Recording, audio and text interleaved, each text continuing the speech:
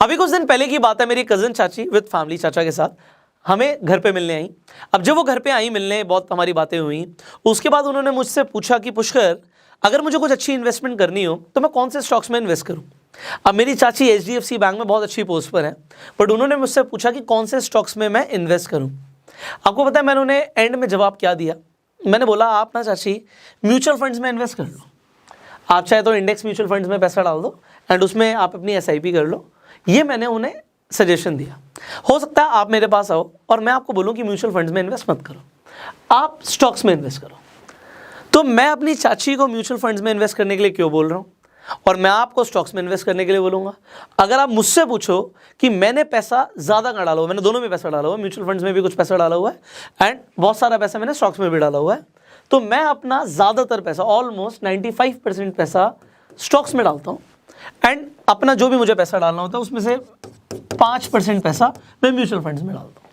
तो मैं 95 यहाँ पे डाल रहा हूँ, 5% वहाँ पे डाल रहा हूँ। बट जब मेरी चाची मेरे से पूछ रही है तो मैं उन्हें बोल रहा हूँ कि आप चाहो तो आपको जो भी पैसा लगाना है आप 100% का 100% आप यहाँ पे लगा दो।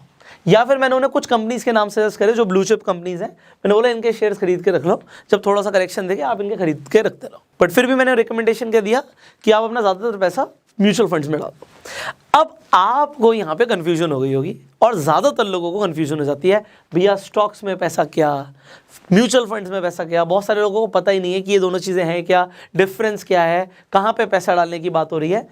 अब आप स्टेप बाय स्टेप समझोगे।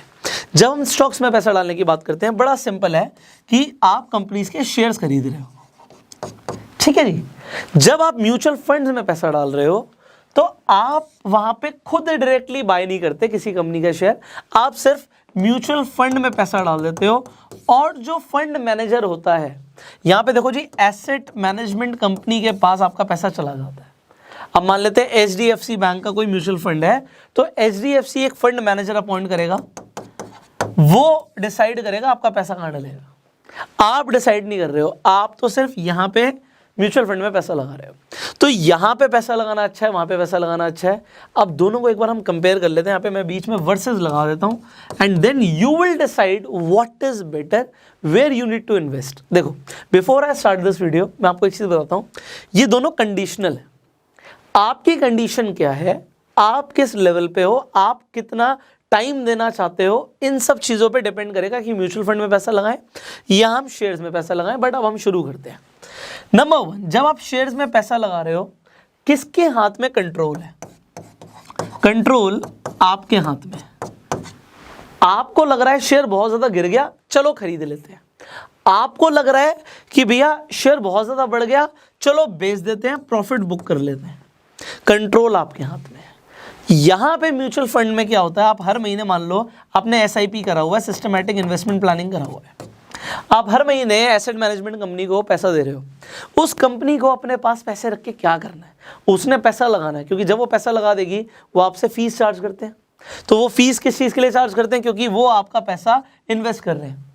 बट देखो होता क्या है, जब वो पैसा लगा रहे हैं तो ज़रूरी नहीं है जब मार्केट बहुत ज़्यादा गिरी हो तभी वो पैसा लगाए। अगर मार्केट पीक पर भी चल रही है तब भी उन्हें पैसा लगाना पड़ेगा। और जब उसकी एक तरीके से मैच्योरिटी का टाइम आ रहा है, लोगों को रिटर्न्स देने हैं, तो अगर मार्केट गिरी भी होगी तब भी उन्हें शेयर्स को बेचना पड़ेगा।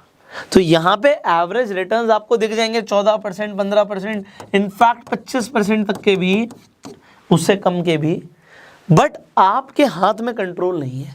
तो ये कंट्रोल जो हमने बात करी, यहाँ पे आपको कंट्रोल नहीं मिलता है, यहाँ पे आपको कंट्रोल मिलता है। पर दूसरी चीज़ जो आपको म्यूचुअल फंड में मिलती है, जो यहाँ पे नहीं मिलती, अब वो चीज़ क्या है इसे समझते हैं। यहाँ पे एक एक्सपर्ट बंदा है जिसे पता है पैसा कहाँ लगाना है। जो अगर फंड मैनेजर अपॉइंट किया गया है तो वो कैसा इंसान होगा, उसे पता होगा वो कहाँ पैसा लगा रहा है। ज़्यादातर लोग जब शेयर मार्केट में नहीं आते हैं उन्हें कुछ नहीं पता होता।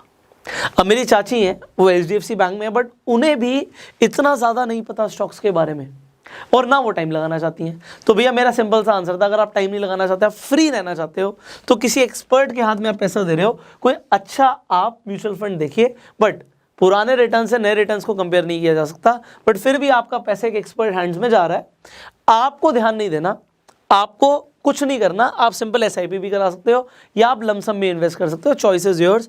बट यहाँ पे आपको सीखना पड़ता है। एक्सपर्ट आप खुद भी बन सकते हो, बट क्या आप टाइम देने के लिए तैयार हो? अगर आप टाइम देने के लिए तैयार नहीं हो तो फिर आप शेयर्स में इन्वेस्टमेंट ज़्यादा मत कीजिए, आप म्यूचुअल फंड्स में इन्वेस्ट कीजिए। बट अगर आप टाइम देते हो तो आप खुद एक्सपर्ट बन जाओगे, आपको पता लग जाएगा कब खरीदना है, कब बेचना है, एंट्री कब मारनी है, एग्जिट कब मारनी है, एंड देन आपके प्रॉफिट के चांसेस बहुत ज़्यादा बढ़ जाएंगे। सो अब आपको यहाँ पे ये चीज़ भी समझ आ गई। तीसरी चीज़ की बात करते हैं। देखिए, जब म्यूचुअल फंड बड़ा हो जाता है, उसके बाद फंड्स आ रहे हैं करोड़ों रुपए के, मान लेते हैं यहाँ पे 1000 करोड़ रुपए आ गए। अब ये पैसा जो है म्यूचुअल फंड्स गलत जगह तो डाल ही नहीं सकते। अच्छा, फंड मैनेजर्स को पता है कि कुछ ऐसी कंपनीज हैं जिनमें इन्वेस्ट करके बहुत अच्छी रिटर्न्स आ सकती हैं, बट वो जानबूझ के पैसे नहीं डाल सकते। क्यों? क्योंकि हर किसी को अपनी जॉब प्यारी होती है। अब देखो जी, अगर कोई बड़ी कंपनी में इन्वेस्ट कर देगा, रिलायंस में इन्वेस्ट कर देगा, टाटा में इन्वेस्ट कर देगा, वो ऐसी कंपनीज में इन्वेस्ट करेगा जिन्हें में इन्वेस्ट करके कोई उसे गाली नहीं देने वाला, मतलब कोई कुछ नहीं बोलने वाला। तो वो बड़ी कंपनीज में, ब्लू चिप्स में इन्वेस्ट कर देते हैं, और ब्लू चिप्स में इन्वेस्ट करने पे रिटर्न्स भी उन्हें मिल जाती है। तो यहाँ पे ऐसा कुछ नहीं है कि अब ऐसा एक कहावत है इंडियन शेयर मार्केट में नहीं, इंटरनेशनल शेयर मार्केट में, कि किसी को आज तक गाली नहीं पड़ी अगर किसी ने IBM के शेयर्स में इन्वेस्ट किया, किसी भी म्यूचुअल फंड के मैनेजर ने।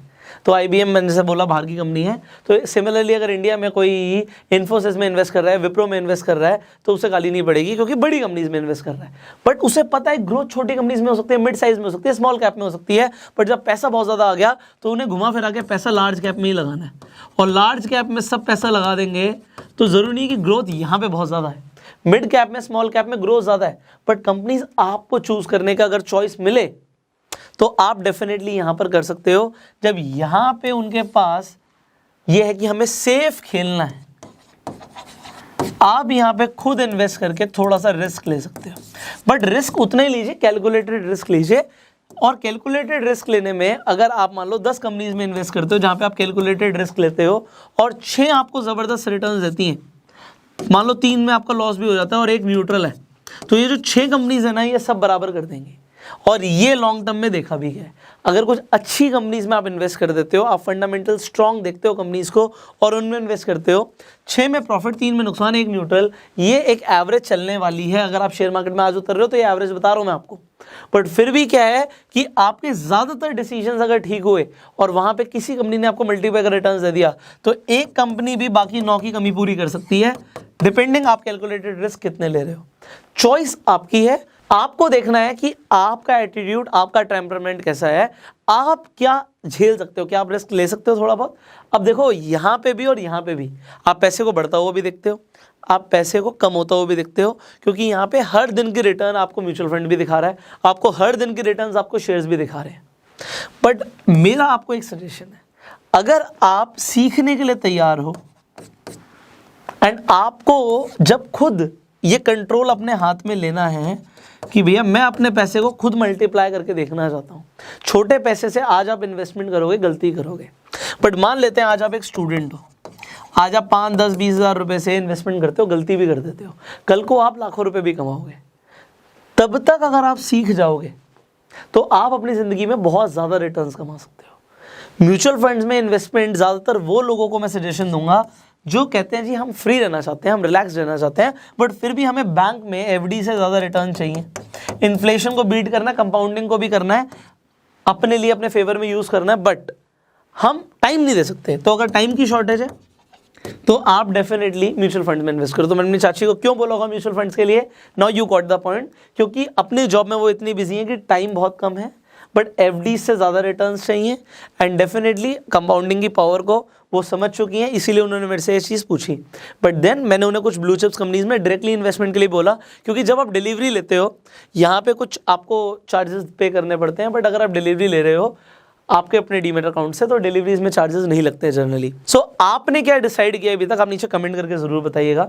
अगर आपका अभी तक डीमेट अकाउंट नहीं खुला तो इस वीडियो के डिस्क्रिप्शन और कमेंट बॉक्स में आपको लिंक मिल जाएगा, आप अपना डीमेट अकाउंट खुलवा सकते हैं, जिससे आप शेयर्स में भी इन्वेस्ट कर सकते हैं एंड आप म्यूचुअल फंड्स में भी इन्वेस्ट कर सकते हैं, जिसमें भी आप इन्वेस्टमेंट करना चाहते हैं। आपको डीमेट अकाउंट चाहिए ही तो डिस्क्रिप्शन कमेंट बॉक्स में लिंक है, आप जाके अपना डीमेट अकाउंट खुलवा लीजिए। इस वीडियो को शेयर जरूर कीजिए, जिससे लोगों को भी पता लगे कि उन्हें शेयर्स में इन्वेस्ट करना है या म्यूचुअल फंड्स में इन्वेस्ट करना है। फाइनली चॉइस आपकी है। इस वीडियो को आप यूट्यूब पर देख रहे हैं, तुरंत सब्सक्राइब कीजिए, बेल आइकन पर क्लिक कीजिए कि ऐसी एक भी पावरफुल वीडियो आप मिस ना करें। एंड फाइनली इस वीडियो को अगर आप फेसबुक पे देख रहे हैं तो हमें आज ही फॉलो कीजिए। I will see you in the next video, till that time you go self made.